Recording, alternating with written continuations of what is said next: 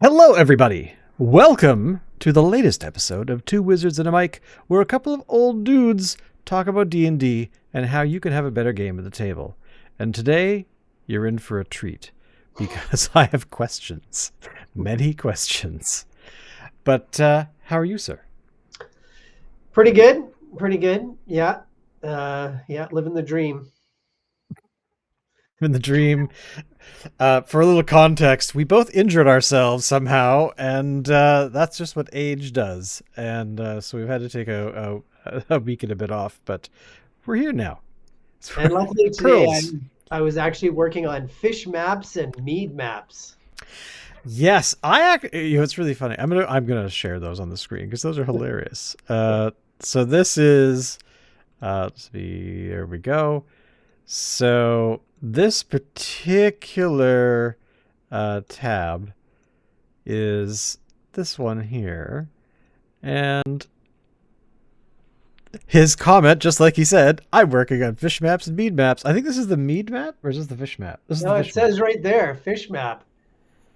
Oh, right there. Oh, there we go. So this is Yeah. basically now, why are you doing this? Just out of curiosity? Well, yeah, this map will probably never this this is what the actual cartographers get when I give them a map and they make it look like an actual map.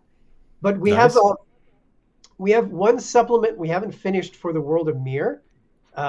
It's a 250-page book with every inn and tavern in the world. Right. Right. And so to help me with the taverns to know what fish might be served and what mead might be available, I've made fish maps and mead maps so that it matches, so it can match. So for example, if you live in this is Zog. So if you live in Central Zog, it's unlikely you're going to get um, tuna because tuna is like a warm weather kind of fish. So it's in the south. Um, well, usually in the southern hemisphere type fish. Right. Right. Um, and then like things like cod and are north in the north. So yeah, there is some reason behind the madness.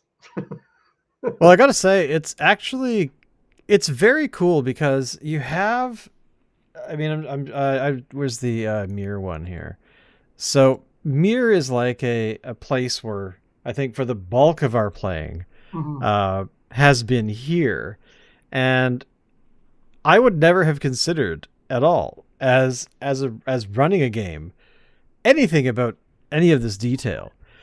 And but again, the more detail you give to people running games and to players, if they're actually informed on a bunch of this stuff, they're actually going there's opportunities. Like I Mhm. always talk about how there's opportunities that we miss all the time because we're being chased by ogres or orcs or something else. And there's just things that get in the way. But when you actually have that role playing time, where you have the party able to like, okay, we have to do this thing, we can go there. Um, I don't know, pretend that the mission is, I don't know, you have to follow a caravan or you have to protect a caravan or something, and you know, oh, what? How do we run out of rations? Which happens all the time. Yeah, we didn't buy any at the last stop. Oh, hey, but look, there's the whatever that lake is. There's some trout in that lake. We could actually do that, and so that kind of gives you these ideas. So Yeah, well, to me, I think it helps if it's grounded in some sort of reality. So the one thing to think about is what are people going to live on, right? So, yeah, they're going to fish, they're going to hunt. There's going to be some farms around big city. There's going to be lots of farms. So yeah, I think it's interesting to look at that and then if you go to, like you said, a tavern, like if you run out of rations, you go to a tavern, there's a fish meal, and then now you're actually going to know, like it's going to make sense of what you're eating or yeah. Like, what why is this town here? Because there are resources that are nearby and exactly, stuff like that. Yeah, exactly. Yeah, and the mead, the mead has got to be there's different costs. So if you're in a wealthier tavern, you're not going to have some of the cheaper stuff usually. And Yeah. you might have some sort of fancy elf wine available, right? So, yeah, to That's me, it right. just So you're gonna have adds to it. unique items and unique things to. Oh yeah, that's cool. Yeah. And then what I've done now is I thought when I was naming some of the drinks this time, I thought, why not use our names from our books? So a whole bunch of the mead now are named after creatures from our monster series. So there's Blabber Blub mead, Forget Frog mead, Doubt Trout mead, um, Demon Snail mead. Well, it makes sense, and it also encourages people to purchase some books that That's might be right. available out there that have these creatures in them. That's right. It's all part of the plan, Shane. Exactly. It's all Taking part over the world. Right. Yes. Yeah. Okay, I Next have a will be question. tariffs on all the other books from other publishers. Exactly. There's all kinds of cool publishers out there that are small publishers that would require your help. No, But they need just to be they need taxes on everybody else's stuff, so then we can oh, have that's a better oh price. wow, that's right. Oh, you're right. I hadn't thought of that. Yeah, Um, so there's a new book coming, there is. and it has a cool title. But I first of all want to ask you this question because I realized earlier that this here backer kit. Mm, What is backer kit? I've only heard of mm, it as a post Kickstarter, but right. backer kit is kind of its own deal. Is that how I'm reading this?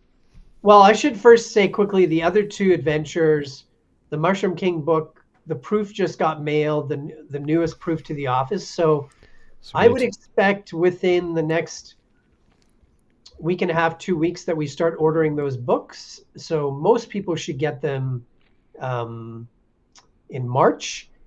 And then the Rivenhelm book, Travis is doing the layout. The manuscript is done. The maps are done. We just need some interior art and the layout.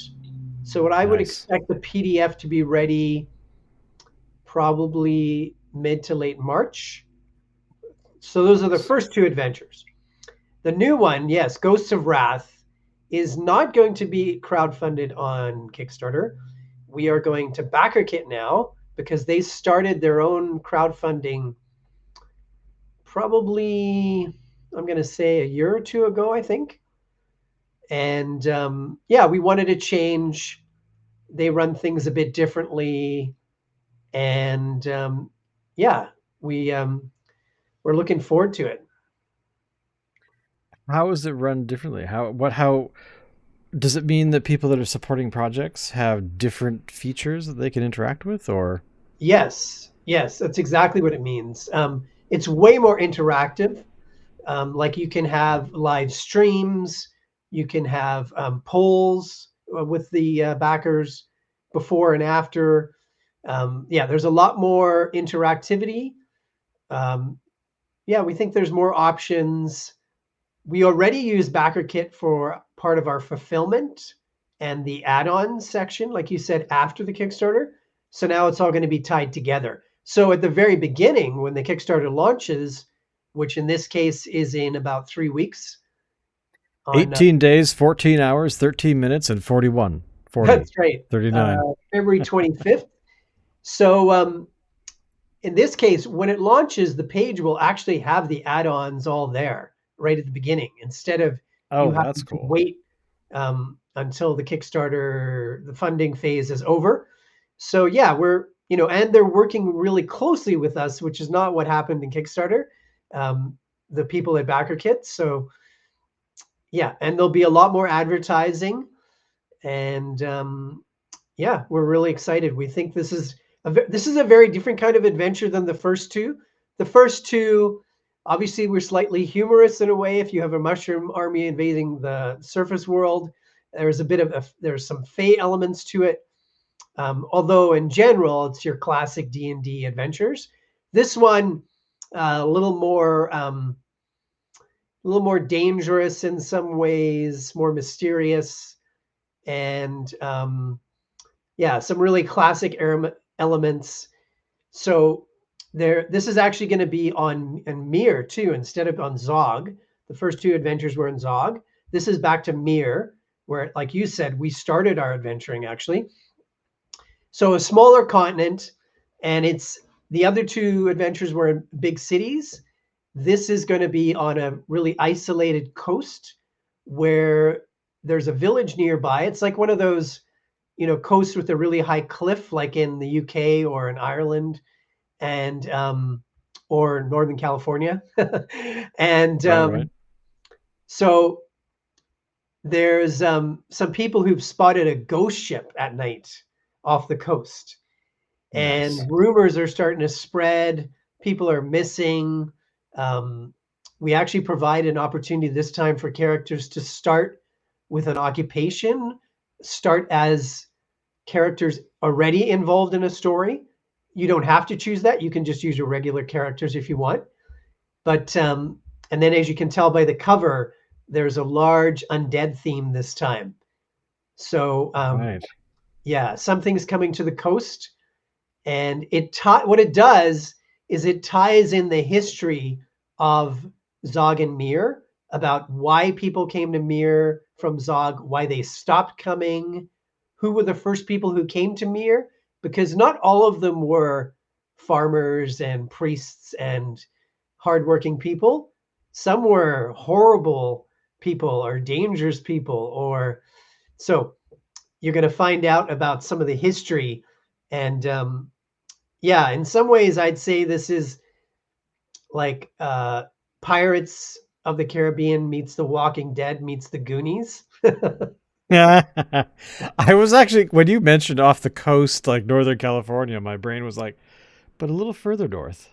There's a Yeah, little place called Astoria, Oregon. Astoria. Exactly. Yeah, That's awesome. yeah. So it has elements similar to that, and there's lots of different options. This one even more than the other two, and how you run the adventure. Instead of there's obviously a plot, and there's like um, different developments that will happen, but the way you run it is really open ended. There's a lot of different options a DM will have to how they're going to run this.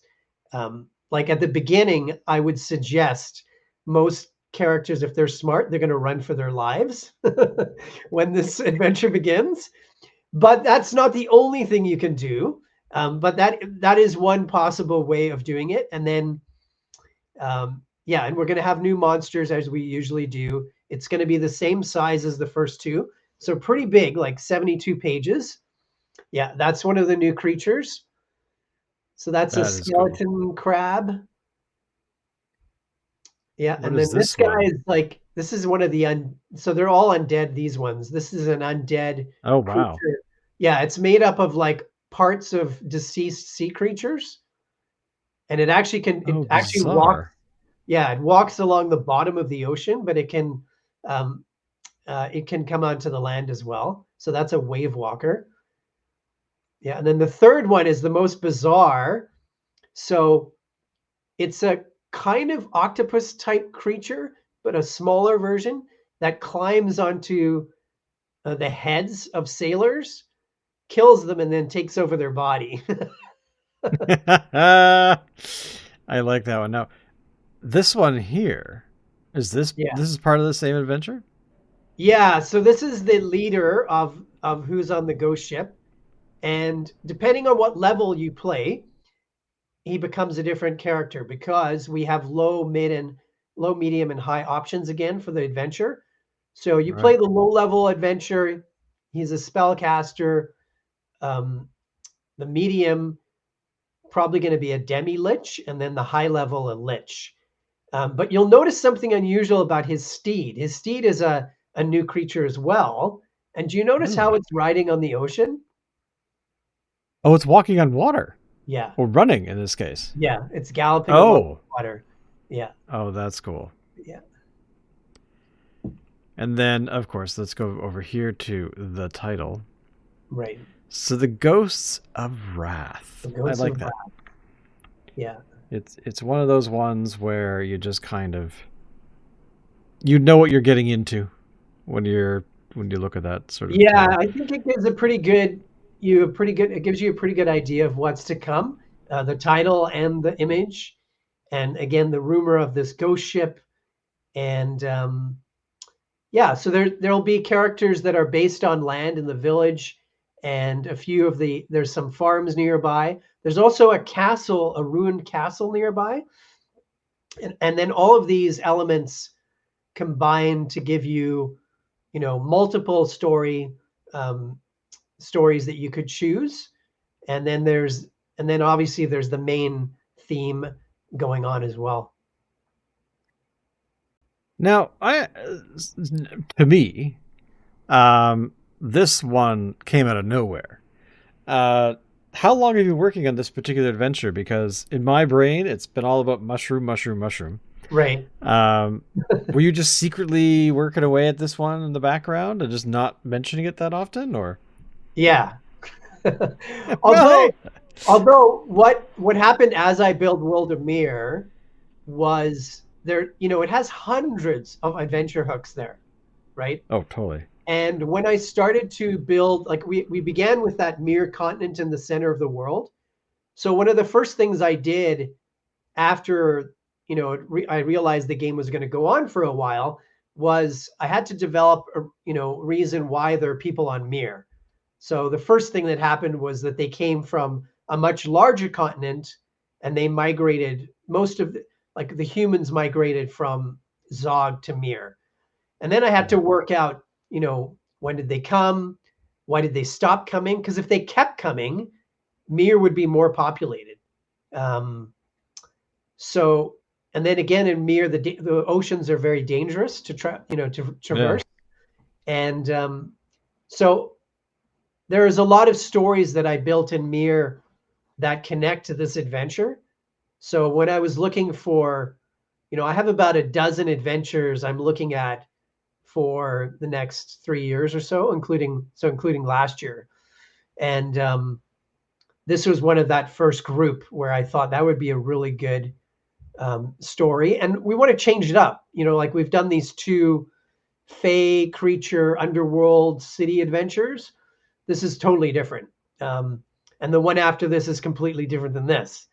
And the one after that'll be, completely different. So, yeah, it's something I've been working on for a while, and it ties in to a bunch of the families and the history of Mir that we started working with your party, you know, 8, 9 years ago.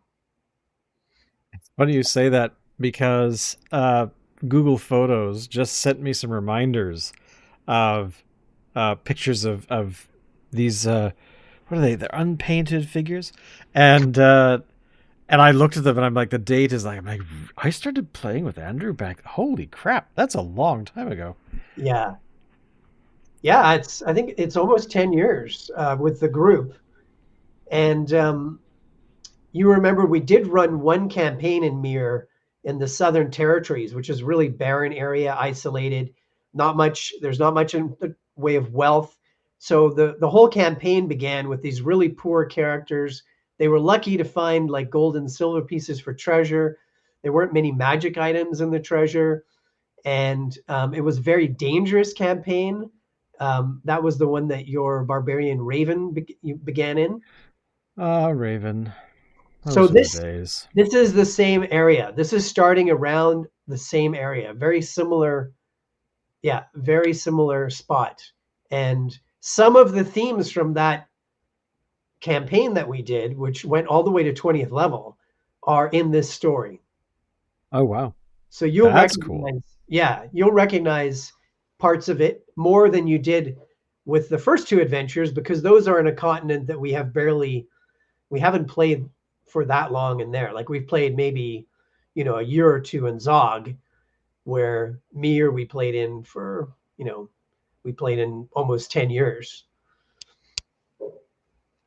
Oh yes, I mean, I'm there are so many memories of going through Mir in different ways, like that adventure you were describing. Then we were in Nox at some point. And then I think we were headed up into Wild, that sort of general vicinity. Mhm. Which I think was that the adventure with the large, like trunk, village kind of thing. I might be describing it wrong, but I remember there were some sort of elements like that, or maybe that was in Feyland. I can't remember because at Which some point we went to that universe, and you did go to Phelan briefly. Yeah, we were around the city of Wild for a long time. Are you talking about some sort of village in the trees or something? it was like a village in the trees or some sort of. I'm pretty sure there were fey creatures around for that, which is why I think maybe that was in Fey. But Yeah, there have been so many. I've been all over that continent now. I mean, the one place I remember really well was in a more recent campaign with the Dragon Cult. You guys went to the Elf mm, capital city in on the that's continent right. of Mila, and that has many buildings in the trees and rope bridges and things like that. So that you might be thinking about that. Um, We also went to that frozen continent up in the north, yeah, you went to which both. escapes me what it's called. You went to Voth, where the snow elves live, Voth. but Yeah. you also went to Norvold, where the Viking type people, the Norvolds, live. The Which Norvins. was the adventure where we were on, I think, some sort of ships that were on ice. Or was That that was the. on. That was in Voth with the snow elves. That was the Voth. Okay, yeah, Yeah, yeah, you yeah, yeah. guys were racing ice ships across the land. Yeah, that was really fun. Damn, Yeah, that was that's a when good you adventure. found somebody, your patron had betrayed you. That was pretty wild. this, Yeah, this elf who was paying you to go on all these adventures, and then it turned out he was working for the enemy. it's it's just bizarre. Like going back through my mind and all those different sort of scrapes and stories is they're all there's always some elements in those that are really cool that are Yeah, memorable moments. Like, I mean, that's kind of like, my characters, usually my halflings anyway, tend to be, face stabby for large creatures. They're not afraid of anything. yeah, And I can that always connects me to different adventures where I'm like, oh yeah, that's where I was a promoter, and that was a halfling promoter or a dwarf promoter or something, and mhm, and then I was, some I've had, but the thing is, it blends together how many characters have actually had die. Like, like there's just been like at least a handful that have succumbed to some sort of challenge, and yeah, it's kind of awesome. and I and I think that's the part about gaming and tabletop gaming that I think that just gets lost once in a while, at least from my opinion. But you know, it's getting darker in your room now. yeah. I had to put a light on because the sun is going down. It does that every night. I think the sun. Really? Oh man. Yeah, and we're here up in Canada, almost at the North Pole. So Well, of so course. it's yeah, the sun it is getting darker outside. Actually, we're closer to Seattle. We're not really that far north. Um, of course, it's comparative. Having started out at the bottom of Africa, for me, this is pretty far north. That's a Um, good point. so yeah, the adventure is launching, like I said, like you said, in about 18 days. And people can sign up at the link below. There's already 172 people who have signed up for the launch. Oh, sweet. Yeah, and we're I hope hoping. I'm one of them. Did I sign Yeah, up? I I hope can't so remember. too. If I haven't, I'll do that after we record. So Um, yeah, when it launches, you'll get notified if you've signed up, and you can sign up below. And then we're going to start on 7 a.m., 10 a.m., 7 a.m. Pacific, 10 a.m. Eastern time on the 25th. That's a Tuesday at the end of the month, February 25th. And you'll get to see the campaign page with all the different rewards. So you're going to be able to get this adventure, the other two adventures, the World of Mir book, all the monster books, and then a lot of add-ons too. And again, we're going to have one which not that many people took advantage of, but it's turned out to be a lot of fun, and that is the NPC option. So if you oh, want, you really? can actually get an NPC in the adventure, and we'll work with you to create them, and we will have Travis illustrate them, and they will Oh, get that's a cool. stat block and be part of the new monsters NPC section in the book, and they'll be part of the story. And it was a lot of fun doing that with the people who chose it. I just got those characters. Um, I did all the stat block and the write up and put them into the book. And then I now have given a description for Travis to illustrate. Now that is kind of awesome because, I mean, right away I'm looking at that cover and I see Travis everywhere, and he's done another amazing piece of work. I mean, Yeah. like Yeah. how could we not, be impressed by this one? Yeah. And then the one with the rider on the horse, that's going to be the back cover. Sweet. And we'll have one map on the campaign page from Vouter from the Voyages Workshop, who's doing our maps for the adventures. So one of them will be finished, and it's the most important one because it'll actually show the whole area. It'll be basically like a pirate map in some ways. It'll show you the area of the coast and where the ghost ship is even, and basically it'll show you the area the adventure is going to take part in. And then Right. depending on how much funding we get, we'll add more maps so we can have more encounters in the area. So we'd love to have a map of the village, of the ruins of the castle. There's a big cavern by the cove where ships can go right inside. Um, we could have maps of the farms nearby, the beach, which I named Wreck Beach, by the way. So you'll recognize some names. That's awesome. And it would be really cool to have a map or more of the ghost ship itself. So you could have encounters, you could run encounters right on the ghost Yeah. ship. Um, yeah, and the story, which the one optional story, the characters are actually part of a crew, and they can have access to a ship too. So again, if depending on how much we get funded, that could have maps as well. And yeah, and we can expand. Again, we'll have stretch goals, so we could expand the monster section, bring more maps. And one thing we'd like to do too is have a player's handbook, which gives some new races and classes, um, and yeah, and potentially a section with more deities, like from the world of Mir. So Right. we have part of that in the we have all the deities in the campaign book, but we don't have illustrations for many of the deities. We have a few. So it'd be nice to illustrate some more of those deities. That would be cool. So a player's handbook is going to be one of the stretch goals. Now I just noticed there's 172 people. That's right. Guess who's another 172? So there we go. Oh, you have joined us. I have joined because sometimes the dead don't stay buried. That's right. But all of the artwork that we were sharing earlier is also on this backer kit launch page, That's right. which of course is launching in roughly 18 days. And I love this creature. I think that was such a great idea. Like that is a very, very cool thought. And Now I wanted to know, what is this here at the bottom? What is this? so that's an example of one of Wouter's maps. So that's actually him working on the map for one of the maps for the City of Rivenhelm adventure. Oh, cool.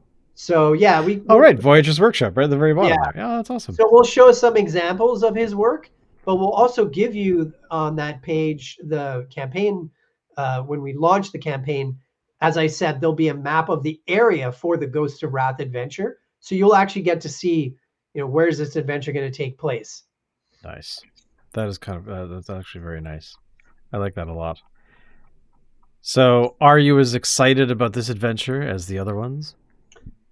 Yeah, I'm usually most excited by whatever book I'm working on the most. So, and that has not changed. And I think that's Excellent.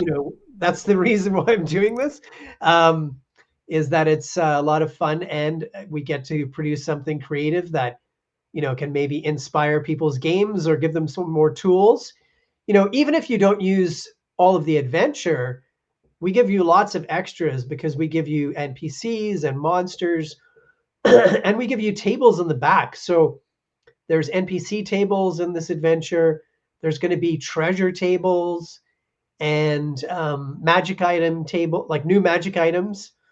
And yeah, you get so much for one book. And The PDF I think is a very reasonable price. It's about 10 US, 15 Canadian. And then the soft cover book will be around 20, low 20s US, around 30 Canadian.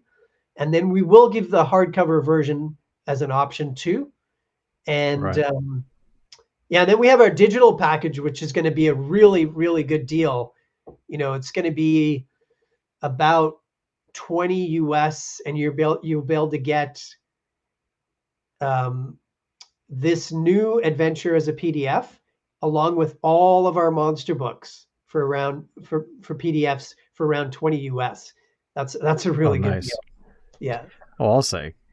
I mean, this is the thing, right? Is that over time, uh, as more books are hitting the market and are available, um, there's all kinds of things. There's all kinds of flexibility for a small publisher to be like, okay, this is the new thing, but some of the other books that I have, I'll throw a discount in there just because I want to, make sure that people are, if they see this thing, I want them to be able to have older works more accessible. Like the World of Mirror book, for example, is chock full of stuff. So get in there, people, get in there, because these deals are not going to be around forever. Yeah, we always try to give good deals on the Kickstarter, like, discounts on what the books regularly cost for sure. And there's some really, really good deals here for PDFs, for softcover, hardcovers, and yeah, lots of different options for what, different kind of rewards that you might be interested in. And yeah, I think some really interesting ideas because, again, the adventures can be low, medium, or high if you want. We'll give you options for that. And it's also for any fantasy TTRPG, which, once we did the monster books and we had the OGL issue, we decided, hey, from now on, we're making books for all fantasy TTRPGs. Yeah. So we do that with our World of Mir and with these adventures. And then if there are any stat blocks, and there's not many for 5e, we give you conversion tables for Pathfinder 1 and Pathfinder 2, and for OSC and DCC as well. And we have plans to make conversion tables for other fantasy RPGs as well. And are the I had a question about backer kit. Mm. Never mind. The question is gone. I can't remember what I was going to ask you. It'll come back to me. But because I was just thinking about how, with all of the books that are available and that you've created over the last number of years, um, the things that you create on BackerKit will eventually wind up on which website? I think it's called. Let me have it here somewhere. I think it's just. Oh yeah, theworldofmere.com, Cawood Publishing, where anything that we've talked about, referred to, of course, will be found at this website, World of Mir. That's myrr.com. So yeah, I mean, we sound like a bunch of sales guys this particular thing, but the problem is there's really some cool stuff being created by Andrew because he's working really hard to make this stuff, and there's a great team behind him. And I just sit here and go, oh, I can bask in the glory. I'll support it as well and make sure that, hey, Andrew, don't forget my books. But at the same Well, time, as I always talk about, small publishers need a lot of support. And, and are there any new books heading into the library you mean anytime our soon? our books? Yeah. Yeah, well, we have 3 books that have been uh, put into the collection here on the North Shore in Vancouver. And this spring, we can submit some more books or a book. And I was also going to say, for your help without all of this is that sometimes, we always play test new things, and Yeah. sometimes the timing works out really well. And the really cool thing is the first 2 adventures that we created, Rise of the Mushroom King and the Fall of Rivenhelm, as we were right after we were playing those, I was writing them at the same time. Um, Right, right. so especially the Fall of Rivenhelm. So we'd actually be going through the adventure, which I was still working on and finishing off, and we were doing it on the weekend. So that's been really cool, because sometimes that can help you to decide, oh, I need to make this harder, or I need to move this encounter here, or maybe something spontaneously happens in the game night that, I would say with my games, that's probably 10 to 20% of the game night is things that happen through improv and it just feels right, or things that happen because the players make a decision. So that can change, what I'm doing with the story too. So it's been really useful. And I've been trying to figure out a way, how can the new adventure that I'm writing tie into our campaign? It might be able to, but I already had an idea of where that campaign was going. Right. So I probably won't do that. But you might end up in it sooner than later. Well, that would be cool because I mean, this is actually part of the thing is that about the fun of playing a role playing game with human beings is the as you said, like the improv stuff can be really interesting because uh, the idea behind D&D has always been about the whole collective storytelling where you embody these characters. Your characters make decisions based on hopefully what they have on the sheet, Right. rather than a player polishing their sword or whatever. But yeah, you have all these characters that hopefully you're just going to embody enough where uh, even when we're playtesting stuff that's being written in the background, uh, we might have some magical moment of giving you like, oh crap, I had never considered that particular part and oh my god, yeah.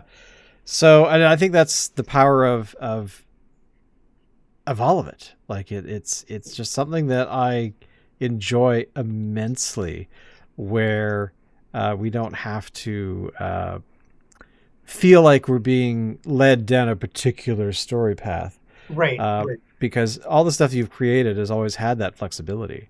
So Yeah, I like to leave that. I mean, there's still a greater plot, greater plan. There is a story mhm, going on, but I yeah. do like to have it where I'm presenting a scene for you guys, each time, and you decide now what you're going to do. And so I actually did think of a way I could tie it into the story now, because Right. the family who's connected to the Ghost of Wrath arriving in on the coast of Mir, that family is from Rivenhelm, where you guys are right now.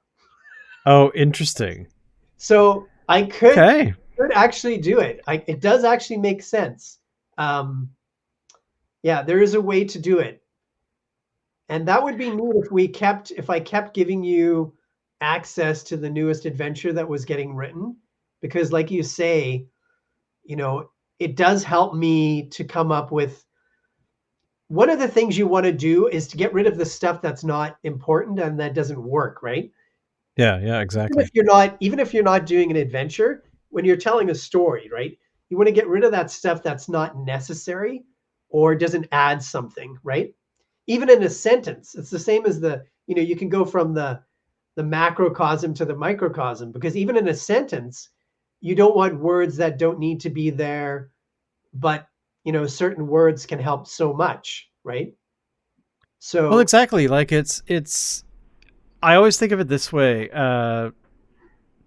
Like when talking about information, whether it is needed or not, um, I always think of in the Lord of the Rings film specifically, the Bridge of Khazad-dûm, where um, Gandalf is facing off against, spoilers everybody, facing off against the Balrog, and he says a bunch of things. And I am the flame of Vandun and blah blah blah blah. And he says all these things that are completely superfluous to what's actually going on. But at the same time, it gives you, as a reader or as a fan of the films, just a tiniest glimpse into the lore of that character, because back then it's like if you hadn't read the books, like what the hell is he talking about? If he's the holder of the flame of what? And Yeah, but it gives you that idea that even though the information is completely irrelevant at the time, he's basically just mouthing off to this demon, yeah, and the demon's like, "Look, man, I'm coming after you anyway." Um, he's got all of this information that gives that character history, it gives that world history, and even though the players don't have to suddenly turn around, like if we were playing that as a game, oh my god, we got to figure this out. No, no, actually, you don't. He just said it, and now he's fallen down a pit of doom. We got to get out of here.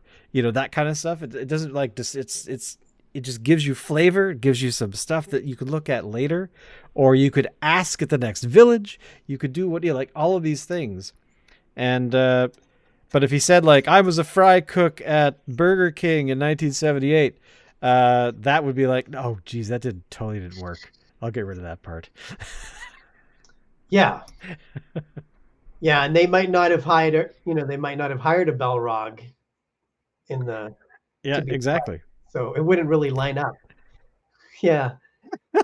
Yeah, no, it's true. Like it does help, like I said, get rid of things that aren't necessary and add in the stuff that really is fun and interesting and maybe a small part. Like for example, there's an encounter with a wizard in the Rivenhelm adventure when you're making your way through that destroyed city.